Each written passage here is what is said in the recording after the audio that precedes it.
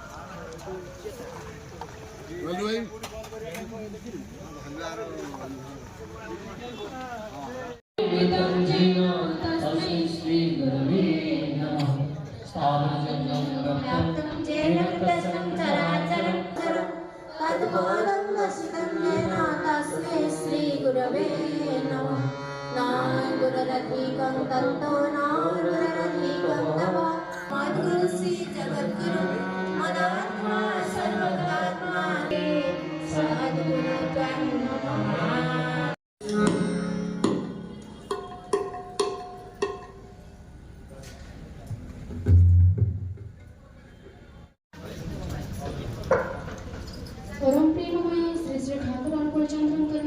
सहस्तित जेते दिन जाए तुमर शरीर और मन में व्यथा लगे सेते दिन जाए तुमे गोटे पिपिलिकार मध्य व्यथा निराकरण दिगरे चेष्टा रख आउ ता जदि न कर तेबे तुम ठारू हीन आउ किए तुम गालरे चापुड़ा मारिले जदि कहि पार किए काहाकु मारुची तेबे अन्यर बेळकु मध्य कुह भल कथा खबरदार निजे जदि सेपरी न भाबी पार तेबे अन्यर बेळकु कहिबाकु जाओ नाही जदि निजर कष्ट बेळकु संसारी साज ଅନ୍ୟ ବେଳକୁ ବ୍ରହ୍ମଜ୍ଞାନୀ ସାଜ ନାହିଁ। ଝିଅ ମୋର ତୁମର ସେବା, ତୁମର ଚାଲିବା, ତୁମର ଚିନ୍ତା, ତୁମର କହିବା ପୁରୁଷ ଜନସାଧାରଣଙ୍କ ଭିତରେ ଯେପରି ଏପରି ଗୋଟାଏ ଭାବର ସୃଷ୍ଟି କରେ ଯେଉଁଥିରେ ସେମାନେ ଅବନତ ମସ୍ତକରେ ନତଜାନୁ ହୋଇ ସଶ୍ରମଭାବେ ଭକ୍ତି ଗଦଗଦ କଣ୍ଠରେ ମା ମୋର ଜନନୀ ମୋର କହି ମୁଗ୍ଧ ହୁଅନ୍ତି, ବୁଦ୍ଧ ହୁଅନ୍ତି, ତୃପ୍ତ ହୁଅନ୍ତି, କୃତାର୍ଥ ହୁଅନ୍ତି। ତେବେ ହିଁ ତୁମେ ନାରୀ, ତେବେ ହିଁ ତୁମେ ସତୀ। ମା ପରି ତୁମେ ମଣିଷର ମା ପରି ଆପଣାର ହେବାକୁ ଚେଷ୍ଟା କର, ତାହା କଥାରେ, ସେବାରେ ଓ ଭରସାରେ, କିନ୍ତୁ ମିଶିବାରେ ନୁହେଁ। ଦେଖିବ କେତିକି ତୁମର ହେଉଯାଉଛି। ଆଜିଠାରୁ ମୋ ଜୀବନ ତୁମର, ତୁମର ପୃଥ୍ୱୀ ମୋ ପୃଥ୍ୱୀକୁ ସ୍ପର୍ଶ କରୁ। ତୁମର ପ୍ରତିଷ୍ଠା କରିବା ହିଁ ମୋ ଜୀବନର ସର୍ବପ୍ରଧାନ ବ୍ରତ ହେଉ। ନାରୀ ନୀତି ତୁମେ କହିଛ, ତୁମେ କଲ୍ୟାଣୀ ରୂପେ ନାରୀ ରୂପେ ମୋତେ ମୋର ବୈଶିଷ୍ଟ୍ୟରେ ବର୍ଦ୍ଧନଶୀଳ ଦେଖାଇବାକୁ ଚାହଁ। ଶପଥ କରୁଛି ମୋ ଜୀବନର ପ୍ରତିଟି ମୁହୂର୍ତ୍ତରେ ମୁଁ ତୁମର ଏହି ଇଚ୍ଛାକୁ ପୂର୍ଣ୍ଣ କରିବା ପାଇଁ ଚେଷ୍ଟା କରିବି। ତୁମେ ସୁସ୍ଥ ଓ ଦୀର୍ଘାୟୁ ହୁଅ। ମୋ ଜୀବନ ମୁଁ ତୁମକୁ ଅର୍ଘ୍ୟ ଦେଉଛି। ତୁମ ଉଜ୍ଜଳ ହୋଇ ଉଠ ସ୍ପଷ୍ଟ କରି। ଯୁଗ ପରେ ଯୁଗ ତପସ୍ୟା କରି ମଧ୍ୟ ଯାହାକୁ ଦେବତାମାନେ ମୂର୍ତ୍ତ କରି ତୋଳି ପାରିନାହାନ୍ତି, କେତେ ପୁଣ୍ୟ ଫଳରେ ସେହି ତୁମକୁ କରିଛି ମୂର୍ତ୍ତ।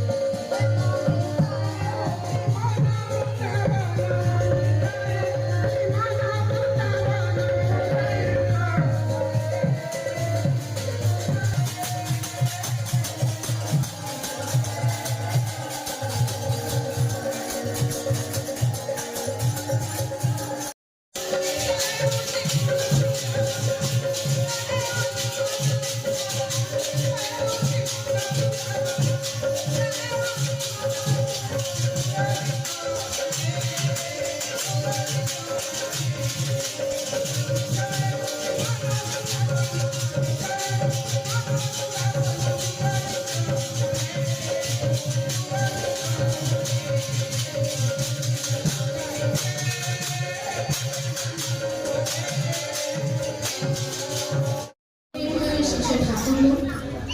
परमाराध्या जगज्योति श्री श्री बड़मा जुगाचार्य श्री श्री बड़दा परम पूज्यपाद श्री श्री आचार्य पूज्यपाद गोविंद एवं इष्ट परिवार समस्त शिवचरण में मोर कोटि कोटि प्रणाम। एठारे उपस्थित थिबा समस्ते माँ माने एवं कुनि कुनि माँ मान मोर प्रीति भरा जय गुरु पछद पटरे गुरु भाई मान मोर प्रीति भरा एवं आनंदित जय खुशी लगुच समस्ते माँ मैंने आसिक मातृ सम्मेलन में बसी कुनि कुनि छुआ मैंने झील मैंने माँ मैंने आसिक बसी प्रारंभिक सूचना मत माँ डाकिले मु तो आपण मानक किसी अधिक जानी किसी 3 मिनिट में सारिया चाहिए आम मैंने आज श्री श्री ठाकुर कथा शुणा श्री श्री बड़मा कथा शुणा आज मुख्य वक्ता अच्छा आम हासामयी माँ मंजू माँ से बहुत किसी कहे आज विषय दि जाए ठाकुर को धरिकी नारी मानकर माँ मानकर समाज रे भूमिका कौन कि बड़ माँ जो चरित्र थिला तांको विषय में कौन कहबी से तो अनन्या नारी अद्भुत बारी तेणुकरी तांकर जो प्रत्यक्ति तांको चरित्र जो भल गुण गुड़ा थिला नारी नीति आम तांको गुण गुड़ा पढ़िबा सेई चरित्र को यदि आम हम चरित्रायित करि परिबा ताहले ए समाज हमको गोटे योग्य नारी बोली परिचित कर के लेट हो बोली ताको कहि दिले तुम प्रशासन करि दो मोधे को जाई पारिबी जदि हम मातृ सम्मेलन बेल को जीवी किंतु से दीदी जन को मते अपेक्षा करिसथि आजिर ए मातृ सम्मेलन शालबनी सत्संग केन्द्र 16तम वार्षिक उत्सव तथा आमर समस्त एक सुंदर सुजोग आम समस्ते एकाठी एकत्रित बसी आज आम समस्त मातृ सम्मेलन में अच्छा जहाँ आम मान निश्चित गर्वर कथा प्रथम मातृ सम्मेलन आरंभ जो सब भजन जाजन कीर्तन कोरस जहाँ है ताहारी भीतर सत्संगर समस्त मर्म आम मैंने बुझीजा मैंने आप देखु कल्याणी माँ जो भजन भी गाइले एत सुंदर भजन से भजन शुणा कि मैंने क्षण आखिर लुह आसीज शून्य जीवन में सी तो आम पूर्णता आम शून्य जीवन जीवन जीवन पूर्ण आम जीवन को पूर्ण तो परम पिता कर जीवन मान कि नहीं परम पिता बिना नहीं कि आम मैंने पूर्ण गोटे नारी गोटे पुरुष जो परम पिता को धरिकी माँ को धरिकी जन को जीवन में गुरु आचार्य भाव में ग्रहण करके आगे बढ़ से निश्चित भाव में जीवन में जेकोसी समस्या आसू से समस्या को समाधान कर समस्या को काटिकी आगू जीवार बल से पाखे पाइब आपण मैंने लक्ष्य समस्त जीवन में किसी ना कि दुख किसी ना कि कष्ट सब जिन आसब किंतु आम किपर अग्रगति कर जीवन में जीवन में आम विताड़ित करके आगू बढ़ी पार से माँ प्रधानी अनुकूल शक्ति भविष्य आनंद विधायिनी ऋषि संपूजिता देवी पुरुषोत्तम संगिनी विश्व कल्याणमय महालक्ष्मी स्तुति ब्रह्मांड प्रदर्शक प्रेम भक्ति विनायक शांति स्वस्ति विधायक आचार्य प्रभु परम आचार्य श्री श्री ठाकुर 138तम जन्म महामहोत्सव और 16तम वार्षिक शालबणी 16तम वार्षिक उत्सव महा साडंबर पालन कर उषा कीर्तन आउ प्रार्थना बाणीपाठ सब सरी जो कार्यक्रम मातृ सम्मेलन आरंभ होती सरिबा पर्याय आउ प्रथम प्रार्थना भजन आसिले आम जापर ठाकुर को धरी केमी करा जाए कारण ठाकुर कहते ठाकुर पाखे जे आसी सी माने मार पुआ प्रति स्नेह श्रद्धा भल पाइबा केमिति गोटे स्वामी कर्तव्य कौन स्त्री प्रति गोटे स्त्री कर्तव्य केमिति स्वामी प्रति माने यही कथाटा ही ये जो ठाकुर परिवार लेकिन पहुँची रखी से परिवार को शिक्षा दे परिवार धरिकी केमिति आम संसार में चलवा माने प्रत्येक पुत्र पत्नी समस्त को धरी लीला कर परिवर्तन कारण ठाकुर कहते पालन कले आमर पंच महाजीवन धन्य हम कौन ना व्यक्ति दंपति परिवार राष्ट्र समाज ये पंच जीवन धन्य हाँपाई आमको ये पंचनीतिटा को परिपालन माध्यम आम लक्ष्मी बर्तमान मातृ सम्मेलन कौन कर मातृ सम्मेलन में आम निज କରୁଛନ୍ତି କାରଣ ଆମେ ଯେତେବେଳେ ଦୀକ୍ଷା ନେଇଛନ୍ତି ଇଷ୍ଟବୃତ୍ତି କରୁଛନ୍ତି ତା ପୂର୍ବରୁ ଆମେ ସ୍ୱତ ଅନୁଜ୍ଞା ପାଠ କରୁଛନ୍ତି ଯେ ମୁଁ ଅକ୍ରୋଧୀ ମୁଁ ଅମାନି ମୁଁ ନିରଳସ କାମ ଲୋଭ ଜିଦ୍ବସୀ ସେବାବଟୁ ଅସ୍ଥିବୃଦ୍ଧି ଯାଦନ ଜାତ ପରମାନନ୍ଦ ଉଦ୍ଦୀପ୍ତ ଶକ୍ତି ସମୃଦ୍ଧ ତୁମରି ସନ୍ତାନ ପ୍ରେମ ପୃଷ୍ଠ ଚିରଯତନ ଅଜର ଅମର ମତେ ଗ୍ରହଣ କର ପ୍ରଣାମ୍ୟ। ଏଇ ଯେଉଁ ଆମେ ସ୍ୱତ ଅନୁଜ୍ଞାଟା ପାଠ କରୁଛନ୍ତି ଆମେ କେତେ ଦୂର ସେଇଟା ନିଜେ ମାନେ କରିଛନ୍ତି ନିଜେ କେତେ କରୁଛନ୍ତି ସେଇଟା ଆମେ ରାତିରେ ଶୋଇଲା ବେଳେ ଭାବିଛନ୍ତି ମୁଁ ଆଜି ଅକ୍ରୋଧୀ ହେଇଛି ତ କାହା ଉପରେ ରାଗି ନାହିଁ ତ ମୁଁ ଅମାନି ହେଇଛି ତ ମୁଁ ମାନେ ସମସ୍ତଙ୍କୁ ମାନିକି ଚଳିଛି ତ ସମସ୍ତଙ୍କ କଥା ମାନିକି ଚଳିଛି ତ ଏଇ ଯେଉଁ ଗୁଣ ଗୁଡ଼ାକ ଠାକୁର ଯେଉଁ କଥା ଗୁଡ଼ା କହିଛନ୍ତି ସେଇଟା ଆମ ନିଜ ଭିତରେ ପରିପାଳନ ଆମେ କେତେ ଦୂର କରିଛନ୍ତି। କାହିଁକି ହଉଥିଲା ନା ମାତୃ ସମ୍ମିଳନୀ ଗୋଟେ ଚିତ୍ର ପରିକଳ୍ପନା କରିଥିଲେ ଠାକୁର ଏଇଥିପାଇଁ ହୁଏତ ସେ ସମୟରେ ସାଧନା ଦେବୀଙ୍କର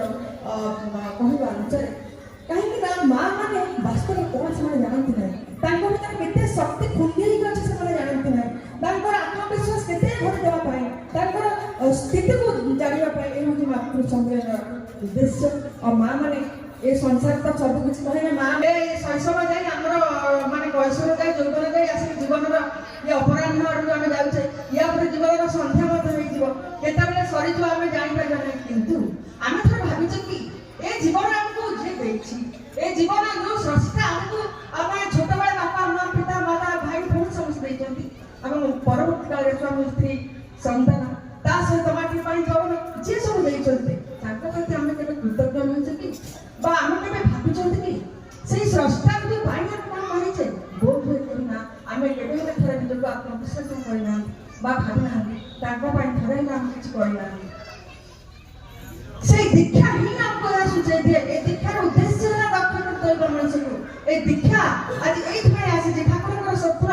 ଯେ ନିଜକୁ ମଣିଷ ଚିହ୍ନିବ ଠାକୁର ଯୋଉ କହୁଥିଲେ every man is to be reform every house is to be reconstructed ତାହେଲେ ଆମେ କଣ ମଣିଷ ହେଇନାହାନ୍ତି ଯାଏ ଆମେ ଆମ ହାଉସ୍ କଣ କନଷ୍ଟ୍ରକ୍ଟେଡ୍ ହେଇନାହିଁ ଯାଏ ନା ବୋଧ ହେଇନାହିଁ ଆମେ ମଣିଷ ହେଇନାହାନ୍ତି ଆମର ମାନବିକତାର ଅଭୁତ ହେଇନାହିଁ ଏଇ ଟିକେ ଟିକେ ମୁହୂର୍ତ୍ତ ଏଇ ଟିକେ ଟିକେ ଅବସର ଆମର ମାନବିକତାର ଅଭୁତ କରେ ଆମର ଅନ୍ତର୍ଚେତନାକୁ ବିକାଶ କରାଇଦିଏ ଆମର ଅନ୍ତର୍ଚେତନାକୁ କୋଉ ନା କୋଉ ସ୍ତରରେ ପହଞ୍ଚାଇଦିଏ ବାସ୍ତବରେ ଏଇ ଟିକେ ଟିକେ ମୁହୂର୍ତ୍ତ ଆମ ପାଇଁ କେତେ ମୂଲ୍ୟବାନ ଆଉ ଯୋଉମାନେ ବର୍ଷ ସାରା ଏଇଠି ଯୋଉ ଏଇ ପ୍ରକାର ମୁହୂର୍ତ୍ତର ସେମାନେ ସାମିଲ ହଉଛନ୍ତି ମୁଁ ତ ଭାବେ ମୁଁ ବାସ୍ତବରେ ମୁଁ ସେତିକି ସୁଯୋଗ ପାଉନାହିଁ ମୋର ଭାରି ଦୁଃଖ ଲାଗେ ଆଉ ଏ ଅଞ୍ଚଳରେ ସେ କେତେ ପୁଣ୍ୟ ଅର୍ଜନ କରୁଛନ୍ତି ବାସ୍ତବରେ ଆଉ ସେ ଯୋଉ ଆମେ ମଣିଷ ହେଇନାହାନ୍ତି ଅଛି ସବୁ ପବିତ୍ରତାକୁ ଯଦି ମିଶେଇ ଦିଆଯାଏ ନାରୀ ଥରେ ଛୋଟିଆ କଥା ସମସ୍ତଙ୍କୁ କଣ ବାସ୍ତବରେ ଗୃହିଣୀର ଇଂଲିଶଟା କଣ ସେ କହୁଛନ୍ତି ହାଉସ୍ ୱାଇଫ୍ କିନ୍ତୁ ମୁଁ କଣ ଠାକୁର ସବୁ କହୁଛନ୍ତି ମୁଁ କଣ କହେ ଜାଣିଛ ମୁଁ କହେ ମେଣ୍ଟେନର ଅଫ୍ ହାଉସ୍ ସେ ହେଉଛି ଗୃହର ରକ୍ଷାକର୍ତ୍ତା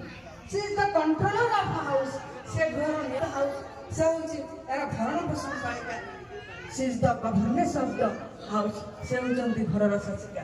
ତାମାନେ ନାରୀକୁ ଠାକୁର କେତେ ଉଚ୍ଚ ସ୍ତର ଏଟା ବାସ୍ତବ କଥା ମାନେ ଗୋଟେ ନାରୀ ହେଉଛି ଘରର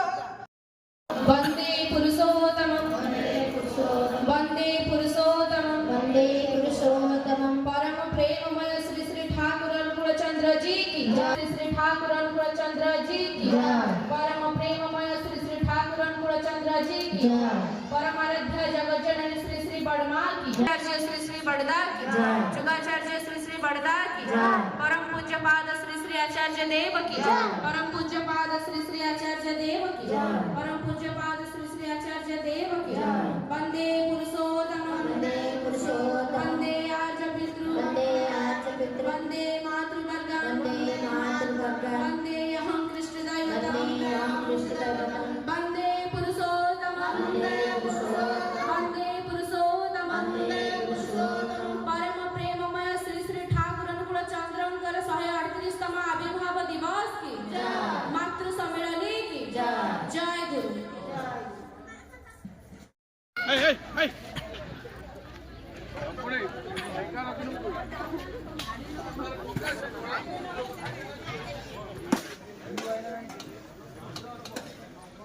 पैसा पाइबले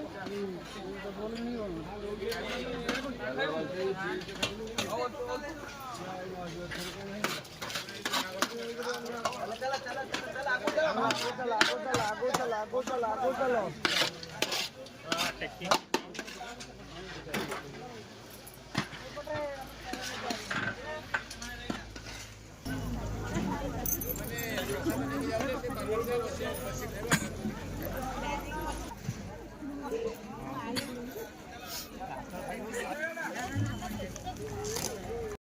वीडियो जदि आपको भल लगे कमेंट माध्यम जनइबे लाइक शेयर सब्सक्राइब करिया भूलिबे नहीं। जय गुरु।